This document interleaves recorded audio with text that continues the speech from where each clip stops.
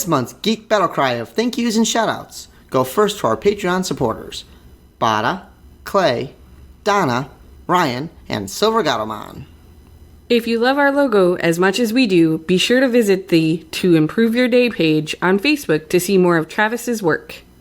If our intro gets stuck in your head as it does ours, be sure to check out the musician Pepper Coyote on Spotify, or you can purchase his work directly from his Bandcamp page. Finally, be sure to check out our greater family of geekery. Weekly D&D every Monday night on Twitch at Loaded Dice Adventures. More geek news every Thursday at Geek Awakens Podcast.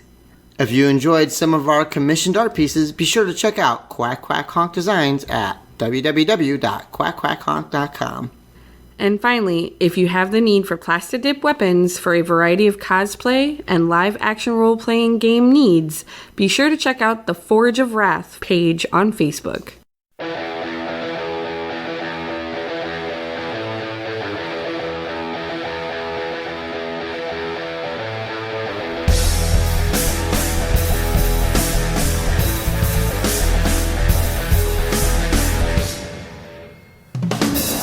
Welcome to Grey Muzzle Geekery for the week of August 5th, 2019, episode 26.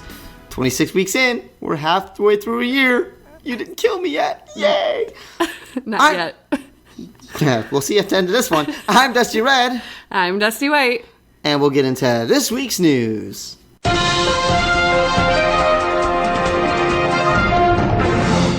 Do you know what the terms furry or fursona are? Well, Merriam-Webster have added the two terms into their watch list, meaning that while they aren't quite in the dictionary yet, they are very well on their way to meeting the criteria needed for entry. Cute and cuddly wouldn't be words I would use to describe this character, but Build-A-Bear sure is. Being released for Deadpool the Bear as an online exclusive.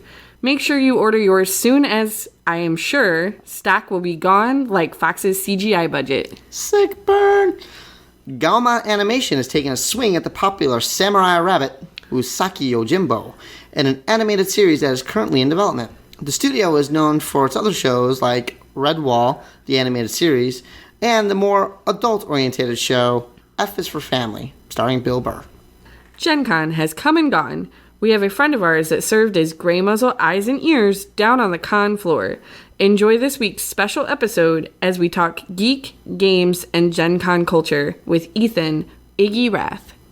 Hi, and thanks for joining us this special week, this special edition, as we talk about Gen Con. And we have a very special guest, but first, I'm Dusty Red, and with me as always, Dusty White. And we have our friend, Ethan, who is also known as Iggy in the LARP community, or at least in my particular community. But you are rather skilled in a variety of LARPs, am I correct? I do participate in a lot of LARPs. I wouldn't necessarily say I'm skilled.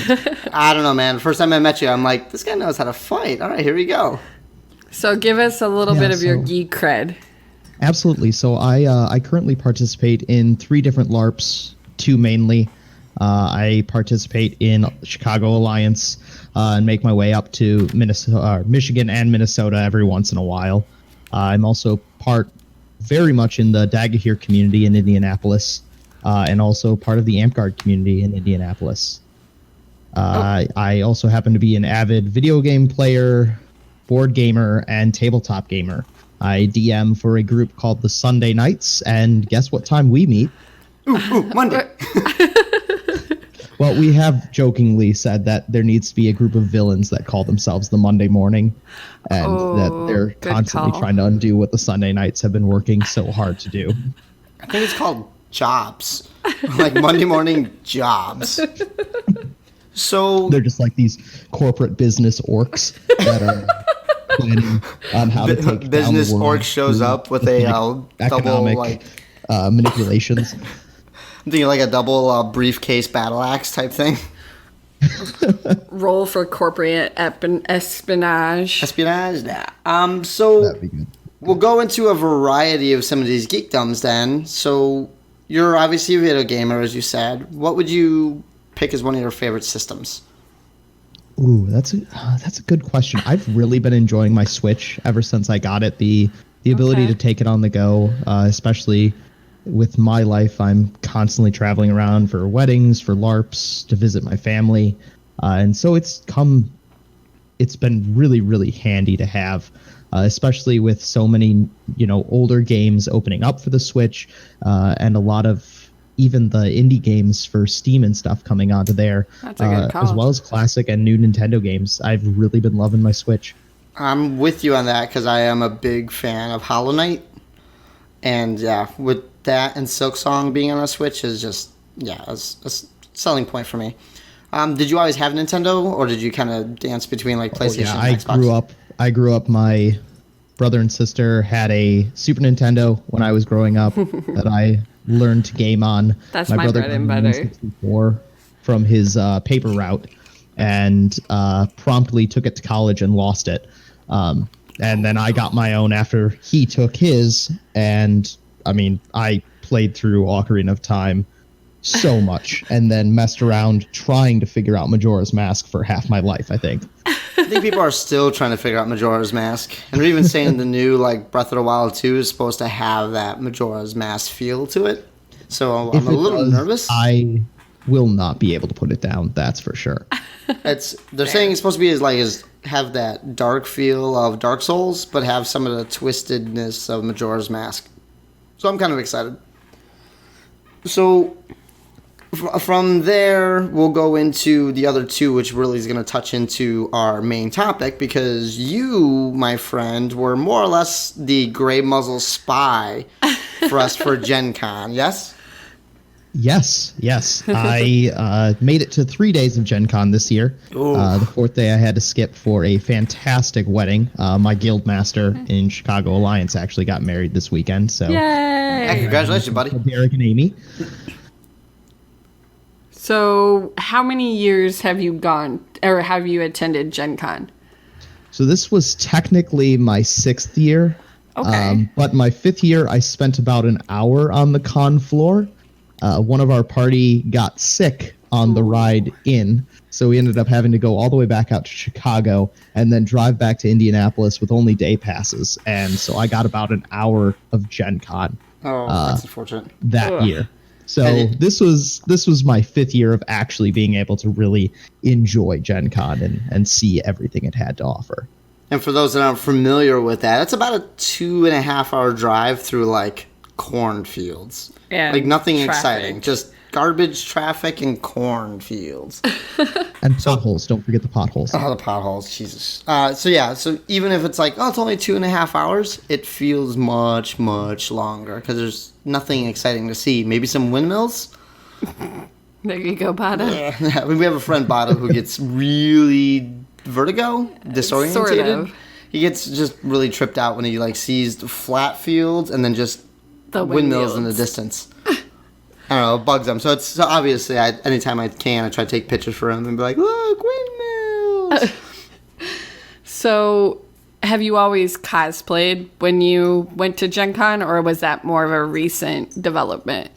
I always have. I've always been into costuming and dressing up like characters, and any convention really lends itself well. Except science conventions. When I went to those, I never... You didn't just throw on a red shirt and be like, I'm cosplaying. I do have a full James from Fallout 3. He's the vault scientist, so I have the vault jumpsuit, the Pip-Boy, and then a scientific lab coat for it. So I could have technically done that, but I don't think any of my professors would have been too happy with me. For cosplaying, so we have some cosplayer listeners, and we also have some fursuiters as well, which kind of dances on a similar line. Do you have any tips or anything offhand for cosplayers? And I say that because Dusty White and I have always joked about doing some sort of cosplay ourselves, and the hurdle that we have a tendency of coming to is trying to look like characters versus... Obviously, in my case, I'm a small person. I am also bald, so I don't feel I could properly pull off Spike from Cowboy Bebop. What would you say to somebody like that who feel that they might be able to play those kind of roles or feel that in that way? I think it's more about your attitude when you hit the con floor. I mean, the successful cosplayers, those that people are paying attention to, those that are getting pictures with them, you don't necessarily have to look like the person you're emulating or like the character you're emulating, except for your clothes and your garb. Right. As long as you get that towards that, and then you have, for example, I cosplayed Scanlan from Critical Role this weekend, and I was running around yelling Big B's hand at people. I had a dice box shoved in my pants because he jokingly says in one episode that his junk is 1 by 1 by 1. So I had that sticking out of my pants as I'm running around the con floor, yelling at people and like flirting with girls and flashing smiles at people. Being that stereotypical bard running around. Somebody might know how that is. Shush. So and I think that lends itself better because the people that are going to recognize you are not the people who know what the character looks like. Right. They're going to be the people that recognize you because they know who the character is. Right. And the moment you put on that persona, you get into that character and really play up those qualities and traits that they have. That's when people are going to recognize you. That's when people are going to get excited about what you're doing because you're excited about it. Absolutely. We just had a friend of ours go to Bristol up in Wisconsin, and he kind of like previewed his up and coming character for Somi Alliance. And he told me today that he had never had so many pictures taken of him because he had basically accepted the role to walk around as this big bad orc. And I saw some pictures and he really nailed it. And you as Scanlan with critters being everywhere nowadays. Yeah. And I mean, at Gen Con especially, it was, we got together there was a meetup on the Facebook group to get together for pictures. And once they post those up, you guys will see, but that crowd was ridiculous. Now, did they have the full set for the session for like the actual recording? Yeah, so for the live show, so the live show had all the cast members except Ashley Johnson, who's still out filming the last season. Yeah, she's got the real job. Yeah, the real job that is now ending, which everyone's so sad about in the community. No one's sad about it. No one's sad. We're all looking forward to having her back full time. And I have to say, Crit Role Live was incredible. If anyone listening has a chance to see them live and you're into Critical Role, you're into Dungeons and Dragons, the live show is totally worth going to see. It's an amazing cast with an amazing stage presence and amazing fans. Super cool, super chill. I mean, people aren't shoving each other around. People aren't getting into arguments. I mean, everyone's there to see the cast, to see Critical Role do its thing, and everyone's so into it. So do you feel like that's part of why Gen Con has gotten as big as it has in the last 4 or 5 years? I wouldn't say it hasn't helped, but I wouldn't say that Crit is the reason. Okay. I mean, the 50th was huge without having a Crit Role Live that year. Right. I mean, it was ridiculous. I didn't get full passes for the weekend. I had to buy everything individually because they were sold out by February. Yeah. Which is crazy, insane. And it's Saturday was just insane with people on the 50th. I mean, now was this the first year that hard enough, but yeah, and was this the first year that it had moved all the way to the stadium, or did it have that last year? They had the 50th. They had stuff in the stadium, but it was just some of the like conference room at the bottom of Lucas Oil. Okay, and then last year was the first year that they actually had the stadium floor filled with demo games and the foam fighting pit run by Foam Forge there, which is actually staffed by the Indianapolis Dagear chapter, Middlemarch. So nice. Awesome. And that actually goes perfectly into our next question on board games. So you said yourself you're a bit of a board gamer, card games, and obviously in those type of games. What did you see? Well, let's start from the beginning and roll from here, because this is going to be a little bit of a longer topic. What was like one of the first card/board games that you played that was outside of the typical, like, oh, I'm going to play Solitaire, or I'm going to play, Pop-O-Matic Trouble, or Monopoly. Something that went outside that mainstream game and went into actually like thinking outside or coming up with new rules type of board games? So I guess like talking about what got me into like tabletop board gaming, I was a Magic the Gathering kid. Okay. My brother had cards dating back from when Magic started. Sure. And he taught me how to play, and I showed up to high school with a deck of cards and found some other people that liked to play, and we played at lunch. And that slowly evolved into my current D&D group, people So that came out lifelong and stayed with me for friends Gen Con. found. And just like we kind of got into gaming together. We found a local game store called the Gaming Goat that we fell in love with to buy Magic cards. But the owner got us, and he'd be like, "Oh, you got to try this board game out." And he'd get fresh stock in, and he'd always open up a game for the store to use to demo for people to try. So then got into more board games that way. Had space to do D&D and a really great atmosphere to do it in. Do you have any particular? We'll name one board or one card game that you will like recommend, either to new players, veteran players, whatever. This is like something you would have in your car. They're like, hey, you're not going to be gone for a weekend. You're keeping this with you. Okay, so in terms of card games, my current obsession for the past like year and a half has been Ascension, which is Okay. a deck builder. So it's I all love in a deck box builders. together. Everyone starts with the same cards. Everyone has the same access to the random draws, and you are building a deck to compete against your opponent. So it's not like Magic the Gathering or Pokemon or Yu-Gi-Oh, where the money you put in is the deck you get out. Right. Everyone starts at the same point, and it's all about your strategy.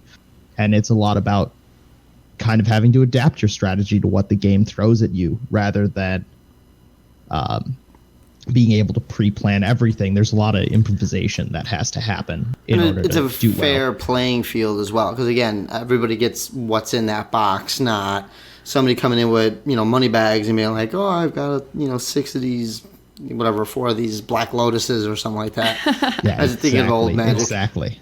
Dusty White, do you have any card games that you've been obsessed over lately? I also have an obsession for deck building games. I've always had a soft spot for Dominion and any of its expansions. I could spend an entire weekend playing all of that. So I'm still a big fan myself of the 5-minute game of Love Letter. I heard there's an expansion of HP Lovecraft Letters, weird. and it takes the Love Letter like style of game and adds additional rules to it and kind of twists things around and makes it typical Lovecraftian nonsense. But yeah, for me, like that, for card games, Love Letter is still one of those like almost perfect, really quick games to play. Says the ADD kid. I like quick games. I'm getting too old for a long ass game. I remember Magic the Gathering nights where we'd be up for hours playing these huge, crazy decks and spores and all sorts of bullshit. And it's like, I got 15 minutes. Let's go. All right. So how about a straight up board game? I've been playing a lot of Betrayal at Baldur's Gate lately. Ooh, So that if you we're play actually Betrayal. we're actually Yeah. talking about doing that for one of our first giveaways. We're in the Dusty White and I are behind the scenes, kind of talking about doing some raffles and stuff for our listeners. And one of the games we're leaning on is getting Betrayal at Baldur's Gate, especially with the announcement of the new the new Baldur's Gate for PC coming Oh, out I soon. could Right. geek out about that trailer for the rest of the hour can't? and more if you guys wanted to. But and Larian Studios, phenomenal. Divinity Original Sin 2, if you haven't played through it yet, Yep. I think I beat the opening sequence to that game like 30 different times with, Nice. numerous different friends. So, but yes, Betrayal at Baldur's Gate. It takes Betrayal, which is this board game about exploring, and then halfway through the game, a traitor turns on you and starts attacking you, and it's one of the other players. And it's very horror themed, written like an old B flick. It takes that and puts it right into the middle of the Forgotten Realms, so you have a more D&D themed game.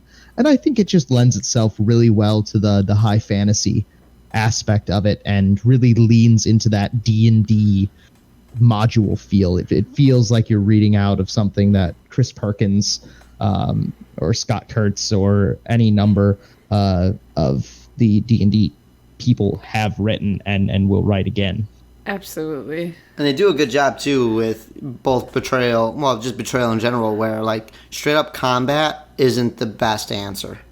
Like there's a lot of scenarios where you'll need to go collect things or Brute do force things. isn't the only option. And so it's really good for some of those, because I've noticed like a lot of newer D&D players have a tendency of like thinking brute force is the way to go. Yet there's so many other skills and so many other abilities to use that it's like, no, this ain't a video game where you're just like, but I punch the guy and win. You have to use other skills. So I mean, Fireball still is the best spell, though. yeah, Fireball is one of the best spells. I mean, Always. it's up there with it's like Greater Knock. That's all Fireball is. Not Greater Knock. Dusty White, any board games specifically that you've been dancing on? Oh, I haven't gotten a chance to really play board games recently. I think the last one I did play was Betrayal while we were here. I always fancy myself a good player of Risk, as long as it's the actual Risk and not some weird... No, not Risk like future space Risk? No, Moon moon rules, okay? Moon rules. No. But no, I like some of the more classic games. I don't like Monopoly, but I like Risk. I like Chutes and Ladders. But we're talking about the unique games. Come on now. Honestly, if I were to go with a favorite that I've purchased all of the expansions to, is Red Dragon Inn. Okay. And some of the ones that I've actually taken to LARP were Gambling I'm In. And that plays well into, hey, we're kind of downtime at LARP. Let's pull this out and bet silver instead of just your regular dragon poker. So. Fair. And, to wrap that side up, I'm just a big fan of the Betrayal series as well. I think the other big one I play a lot of was, like, Small World was really good for a bit. And then Suro, which is a, like... Tesoro? Tesoro. Well, I don't know if you pronounce the T or not, but that's a fun little game, too. It's pretty quick, pretty easy, and, again, I like that kind of stuff. So I think one thing I've seen in the community that you touched on, both board games and card games being that kind of division in gaming currently, but I think there's one new like type of game that's really emerging, that's been emerging for the past couple of years, which is the party game. Think like, you have obviously like Apples to Apples kind of started it off, but then we had Cards Against Humanity that really took off with it. This idea of these games that are super easy to jump into, that you can have obscene numbers of people, have a couple beers and play the game still. Yeah, but those are really, I mean, everyone's producing one. I mean, Cyanide and Happiness premiered, 2 years ago now? They did their version, which was a comic building. A joking hazard. Yeah, I have that myself. Yep, and they have a new expansion out now. They're also working on this trolley game where you're given the traditional dilemma of, does the trolley go left or right? Kind of a would you rather type situation. Yeah. Yeah, and so you put out, like, there's cards in the deck for, like, Gandhi or a 5-year-old child. And then there's modifiers, like it's like Gandhi, but he's also holding Hitler. And that's how the game works, is you're trying to play cards on your side to make them not want to run you over, but play cards on the opponent's side to make them want to run the opponent over. Got it. That's a pretty clever idea. All right. Yeah. Would you lump, and this is a question for Red and Iggy, would you lump things like Jackbox and stuff like that in the party games, or is that something separate because it's digital and not an actual product? I mean, with like Tabletop Simulator and Jackbox party games, and like Magic the Gathering has their online stuff. I mean, the distinction between tabletop and video game is really starting to blend, where you're seeing things like Slay the Spire. That's a card building, like, single player game. It's definitely a video game, but it's pulling from elements of, traditional tabletop card builders. And then you have services like D&D Beyond and Roll20 and Fantasy Grounds that are allowing games like Call of Cthulhu and White Wolf and Dungeons and Dragons to really be accessible online and have services that provide for that. So right. saying that something is just a tabletop versus a video game, it's hard to make that distinction anymore when it's so accessible to switch between formats. And it's funny you say that too, because one of my favorite PC games is Armello, which is, well, a big surprise. You get to play as like wolves and bunnies and foxes and stuff. But it's a unique style of board game that uses the fact that you're playing on a computer to its advantage. You're able to hide characters in bushes where you wouldn't be able to do that on a tabletop. Right. Like you'd see them, the piece would be there, the marker would be there. You have to come up with some other way to do it. But for a game like Armello, which is on a PC, or it's on other formats too, I think they even have it on mobile now. If you move your character into bushes, it vanishes when it goes into the bushes, and you could come out on any other side or any other tile that's adjacent to it without people seeing. To the point of you could have a guy hiding in those bushes, and when the opponent lands on it, you could ambush him, you could attack him and whatnot.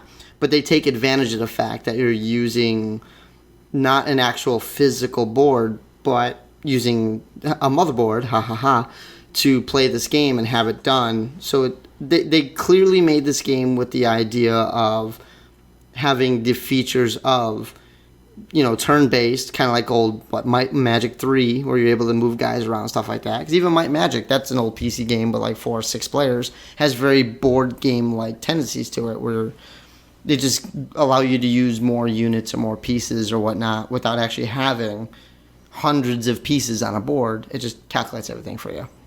And there's a niceness to having numbers generated for you rather than doing it, though I'm pretty sure all of us here agree that there's still nothing that's going to beat the feel of like dice rolling on a table. Yeah, that sound. Yeah, but if I don't have to give Games Workshop my entire paycheck anymore to do big scale battles, I mean, that'd be nice. Yeah. And you are we're going to minor tangent, you are a Warhammer player as well? I used to be. I have since quit. You gave up the crack? I'm in mission. I've been going to meetings.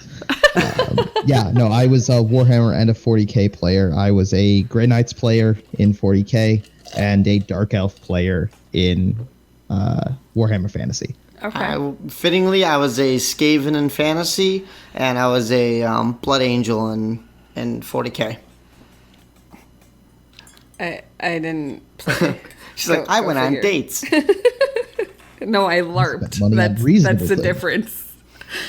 So I was going to kind of tie that in with Gen Con being ported as a board game and physical product convention. A lot of PAX East or PAX West, even San Diego Comic-Con and all that stuff is more digitally based with video games and come try out this digital game.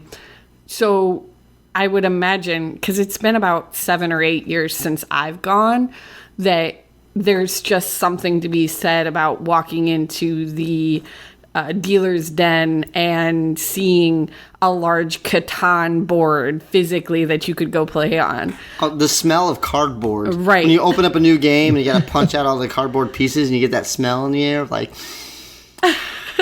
So I think my favorite themed part of Gen Con this year is Zombicide from Cool or Not Cool Minis just released a new space version of their game, a sci-fi zombie survival board game called Invasion or Invaders, one of the two.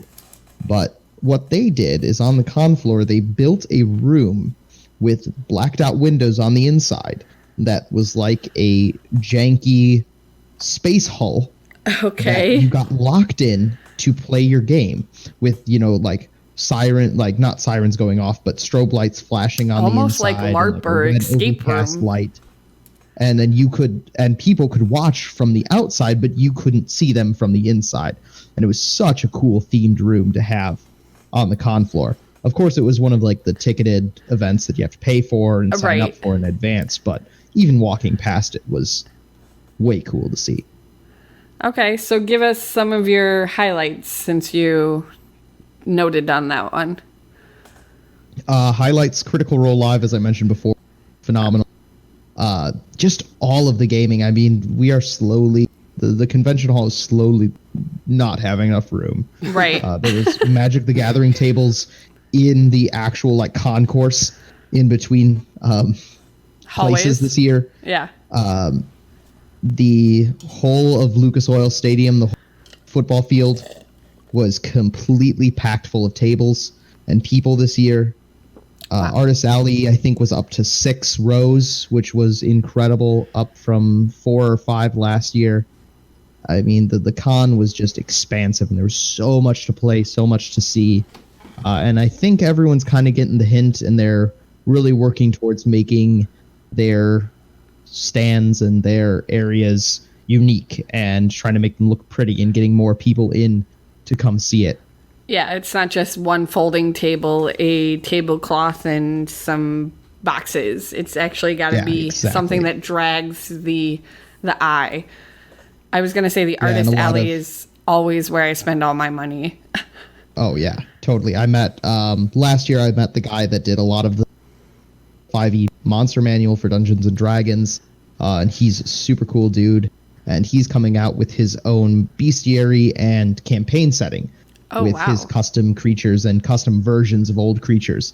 And it's called the Griffin Road is what he's calling it, and it is some really, really cool artwork. I'm super looking forward to. That's one of those, like, I need a physical book of that because I just want to have those artworks in a book somewhere. Okay. On the flip side, some of the cons of the con, bump. So Gen Con is the only time that I ever better public transportation because parking is a nightmare every year for everyone. And Indianapolis just really isn't equipped to handle as many people as come out to Gen Con. They try as hard as they can, but it is tight, and getting food takes forever. And you're standing out in 95-degree heat, sweating with no water and no food. So that definitely is a con. Mm-hmm. Well, to give you a quick thing, in 2002 is the last time Gen Con was in Milwaukee, Wisconsin, and it had 23,000 people. And they had to move from Milwaukee to get into Indianapolis the following year, 2003, which pushed it up immediately to 25. And since then, my numbers just stop here at 2018 that had over 61,000 people in Indianapolis, which, as you know, is not a very big city. No, and it was 65,000 from out of town this year. Wow. And 70 and 65 through Indianapolis were both closed the entire weekend. Yeah, I heard that they closed a lot of to the airport and everything too. It was like just an absolute shit show. It was a mess. I'm sure that added to getting to your wedding on Sunday. No, thankfully we right side of town that we just zip from there, not having to pass through the city or around. Oh, okay. We got lucky. Good call. But that being said, if those are my only those are really my only complaints from the con. So it was fantastic. The people, I mean, I didn't have any problems with people. Nobody seemed to have any problems. There weren't any fights breaking out. No one seemed to be stealing stuff. All in all, a really, really good con. And a lot of fun to be a part of. They do say that with it being in the Midwest, Gen Con tends to be like the happiest con of all because we're all Midwesterns and Westerners and we smile and want the best for people. So I read that article today. Oh, yeah, I'm from Chicago. We don't like that shit. What are you talking about? One of the things I was really curious about, though, and Dusty and I were talking a little bit about it, is since you had your eye, you were there on the ground, you got to see obviously some like beta games or beta test or early release stuff. Have you noticed any trends out of all those beta releases or those beta games that might be coming up for like 2020? Obviously, we just kind of finished the year of the last couple of years have really been fantasy based thanks to Game of Thrones being a big deal. Obviously, going to have media is going to influence a lot of stuff from there as well. Even Marvel's kind of taking a little of a backseat now due to it being finished with Phase 3, rolling into Phase 4, which is going to be kind of like rebuilding.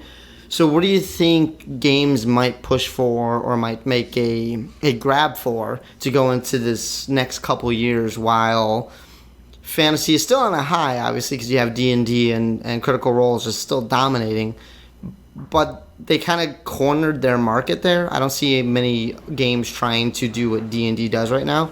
You say yourself, you got a zombie game in space, which is a cool mix of genres. Have you seen anything that might have stood out while you're on the floor there looking at any demos or any games that could give you a hint as to what is to come? So this year and last year, we've seen a lot of games that are taking popular IPs, especially older ones. I mean, we had last year one of the games that was kind of front and center was Big Trouble in Little China. Had a game adaptation. Buffy the Vampire Slayer had a game adaptation. This year, Legendary came out with a 007 version of the game. So I think that we're going to be riding, and I mean, it's the same thing in film, right? Nostalgia traits. We're getting a lot of reboots. And with those reboots and with these old IPs coming up for grabs and studios realizing they can make money off of reviving them, we're going to see a lot of board games trying to implement those storylines or at least specific things from them into their board games. And I hope to see a rise. I mean, we've got a lot of, this year at least, a lot of kind of cutesy fantasy games. But I think we're going to be hitting hard on the gritty soon. There's a little bit of gritty last year that came out, but I think gritty fantasy for next year in board gaming is going to be a big thing. That kind of goes in tow with Watchmen on HBO, Walking Dead getting its last kind of hurrah. I could totally see that being the go-to trend in the next year or so. And obviously, we're guilty of it as well. I mean, our whole show is basically premised on nostalgia. So it is interesting to see, and even in an industry like the board games, the gaming industry, they too are still riding that nostalgia wave. We talked a few weeks ago, especially with like Little Mermaid coming out or making their announcements that they're releasing as well. What took Disney almost 15 years to come out with Little Mermaid, Aladdin, Lion King, Beauty and the Beast, Mulan, a good chunk of that 90s, our childhood, they're rolling into the next 4 years and just cramming into hey, we're going to make live action versions of this. So I can't say disheartening, but it's interesting to see that even the board game sector or card game sector is going to grab onto those nostalgia, that feel, that vibe, that trend, so to speak, into nostalgia gaming again to try to revitalize some of these old IPs. And if you say you're seeing that, it could be good. Is there anything that you would like to see? Any old movie or any old IP that might be lingering that you would be like, I'm in. I'm kickstarting this tomorrow. Waterworld. What? Okay. Okay.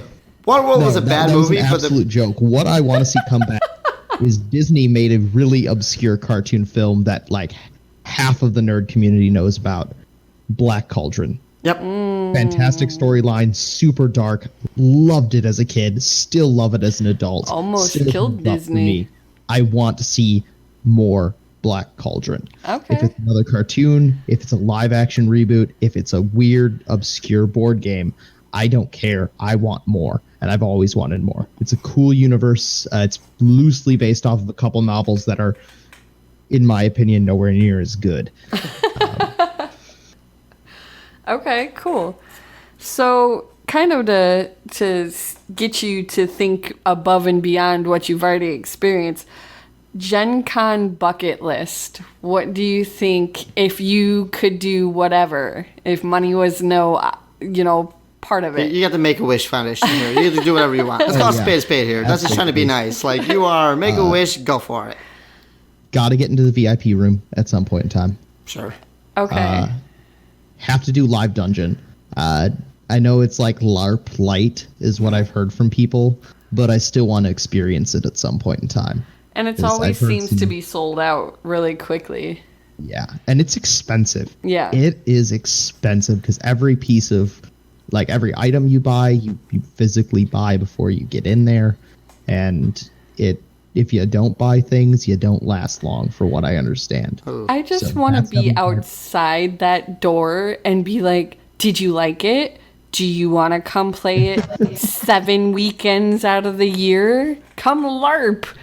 It's just what you did, but better. Do you feel or have you seen that financial barrier creeping up and making it more difficult for people to show up to Gen Con? Gen Con tickets have been relatively steady. They went up like $10 this year, which isn't much. I mean, it might make or break a few people, which is disappointing, but it stayed relatively small in price for a full weekend pass. I mean, a full weekend pass is still cheaper than getting 2 days for the con itself. But board games are getting more expensive. More people are realizing how much they're worth. And one of the things we did this year is when we were pricing out buying a board game is check online first. And a lot of places weren't giving deals at Gen Con, and some places were even a 10 or 20% markup from what you could buy from their own website. Because you want it right then. They've got the ability to kind of do it that way. Exactly. Do you have any like signed memorabilia or signed games or anything like from developers there? So from this year, we didn't get anything signed. From last year, I got some art. Guy I was talking about earlier that did the Dungeons and Dragons. I have a signed red and gold dragon from. Nice. But we did pick up for Derek and Amy's wedding on Sunday. We picked up. He's a huge Mouse Guard fan, which is an RPG, and they have a board game, which is supposed to be what like the party plays during their downtime. And the lead designer for the board game and the lead artist were there, and so we got him a signed copy for his wedding from both of them. Priceless. Which they were super cool to talk to. And if you haven't seen Mouse Guard, it's very like Brian Jacques, small animals trying to do big things. And the art is my life. Absolutely gorgeous. Okay, so games you'd love to see get more love. If you have a favorite, kind of like Mouse Guard or something that's in the works, what do you see out there? So I picked up an RPG called Overlight last year, and it has not gone very big yet. I mean, it's been out for, and it's slightly fantasy, bordering on weirdly magical sci-fi. So it's competing against, Dungeons and Dragons 5th edition, which is doing amazing, and Paizo releasing Pathfinder 2. But we got a chance to play it this Gen Con. I've been sitting on it, coming up with ideas, and we finally ran a one-shot when all of our friends were out for Gen Con, and man, is it a cool system. It is super fun to play. Once you get the hang of it, it's really intuitive. The realm around everything is just gorgeous and fun. And it has this bright light on top with this hidden darkness under everything. That's just super fun and cool to play around with, especially from a DM perspective. Okay. Now, you being a DM, do you stay closer to your book when you are running modulars, or do you kind of go off script? Do you trust your players?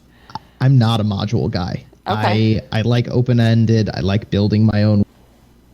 So something with Overlight that has it's a self-contained world was hard for me to approach at first until I really started reading into it, and it's very about not giving you fine details. Okay. It gives you a broad spectrum. It gives you the overview of everything and lets you fill in everything else with your world.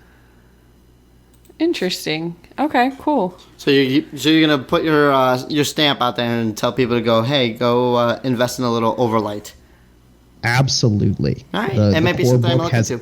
Everything you need from setting to PC creation to NP, even a small model that would be a nice little one-shot for people to start off with. Cool. Just marking a list of things for our potential giveaways. Gateway gaming.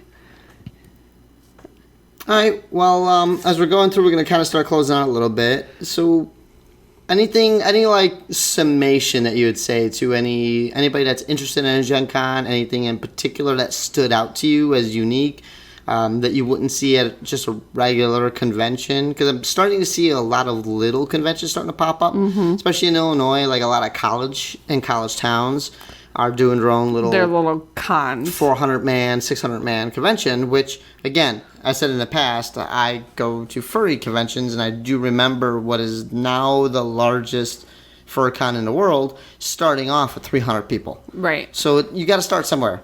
And through all this is coming up and happening, is there anything that you could say, like, hey, this is why you should go to Gen Con, this is what you should kind of look for, and anything that you want to specifically promote that you are involved with, or something that you want to see get more love, much like Overlight? Okay, I think one of the best things about Gen Con is just that you have a community of people that are all there for the singular purpose of showing their love for gaming. Whether it's trying out new demos, or running a DM's table, or selling their wares even. Okay. Cosplayers that are super into it, and one of the best parts about Gen Con is really getting to interact with those people. You have designers there, you have artists there, you have passionate people there that love what they're doing and are there to share that love, and missing out on that kind of opportunity, especially in something like gaming where it wouldn't happen without other people involved, is just an amazing thing to be a part of. And Gen Con brings together some of the biggest group of people to do this. So if you're even considering it, do it. And Awesome. Buy the 4-day pass, buy it early, and spend that whole weekend gaming. That's awesome. That's good advice. And yeah, I mean, it's really awesome talking to you, Boyo. Do you have anything particular that you are involved with? Anything that you want to announce? Anything that you have going on in your life that you want Plug to your pluggables. plug your pluggables? All right, I have 2 pluggables for you guys this weekend. I am actually running a short 4-hour LARP this weekend in Indianapolis. It's for Middlemarch. It's the monthly melee. We will be doing a Battle of the Units. Nice. If people would like to come out, that'd be fantastic. If you have never LARPed before but want to try it out, come out. We'll have rentals for you. We'll have people that can show you the ropes and get you going. And there's free food, so that makes it better. And it's a free event, so you're not paying to get in. And the second thing I'd like to plug is that I do build weapons for Dagahir, Ampguard, Belagarth, Alliance, Nero, and Dystopia Rising. And I'm looking to open up commission slots for more people, working on getting an official Facebook page going with all my work on it. So if people are looking for Placidip weapons, please contact me. And how can I contact you? You can contact me through Facebook. If you search for Ethan C. Rath, look for a LARP picture of a guy with curly blonde hair, and you'll find me. Or you can contact me at ecrath, R-A-T-H, 93 @gmail.com. Awesome, man. And yeah, it was really awesome talking to you. I'm glad you had a good time at Gen Con. I was supposed to go myself back in like 2002. And just when I was going to go in, like, 2003, they moved to Indianapolis when I was living in Milwaukee. So I actually am a little ashamed to admit that I have never been to Gen Con. I know Dusty White has a time or two. Next year. About 3 You guys years. will have to come out. Yeah, it's a good time. I would definitely want to go back, for sure. Well, if things keep going well for us here, we may be able to go as press passes. That could There be you fun. go. All right, man. Well, thanks for joining us on this lovely Tuesday night evening. Yeah, we're recording a little bit later than usual, but I appreciate you giving us a little bit of info on Gen Con, some of the games coming out, and yeah, I'm glad to hear you had a really good time. So, hope we talk Thank you again guys soon. for having me. Hopefully, I'll get to see you guys in person coming up here soon. I'm Yeah. looking forward to it, man. All right, have a great night. All right, You have a good too. night, buddy. Take care. Bye. Bye. And thank you for listening to this week's episode. And remember, we are all geeks. To be otherwise may very well mean to live without passion.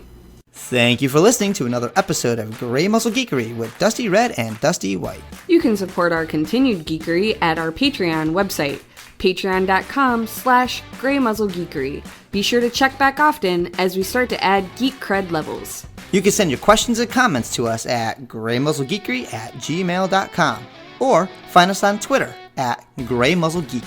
We can be found on iTunes, Google Podcasts, Stitcher, Spotify, and Buzzsprout. And a special thank you to Pepper Coyote for our intro theme. And if you like what you heard, you can find more of his stuff on Spotify, Patreon, or directly from his Bandcamp page.